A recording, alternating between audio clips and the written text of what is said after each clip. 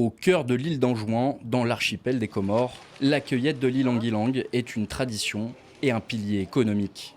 La fleur jaune, prisée des grandes maisons de parfumerie, est omniprésente dans le quotidien des habitants. Selon les périodes, la récolte de l'ilang-ilang est bonne ou non. À la floraison, en famille, nous venons tous pour cueillir la petite fleur. On travaille alors de 8 heures à midi, voire 13 heures. Ensuite, on dépose la récolte près de la distillerie. Mais derrière cette activité florissante, un danger grandit. La production artisanale d'huiles essentielles consomme des tonnes de bois. À Anjouan, pour obtenir un seul litre d'huile, il faut brûler environ 250 kg de bois. Une pression colossale sur les dernières forêts de l'île, déjà réduite de 80% en 20 ans. Le secteur de l'ilang-ilang rapporte beaucoup au pays. On ne peut donc pas le délaisser. Il faut qu'il trouve les voies et les moyens pour que la production continue, sans que cela ne détruise l'environnement. Certains distillateurs, comme Mohamed Mahamoud, ont compris l'urgence. À 67 ans, il a changé ses méthodes en adoptant la 3e génération d'alambic en inox et un four mieux isolé. Résultat, une consommation de bois réduite de moitié.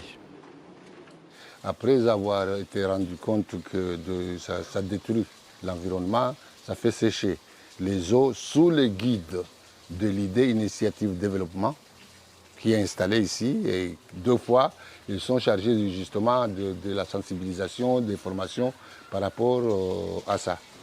Car la déforestation a une autre conséquence, les rivières s'assèchent.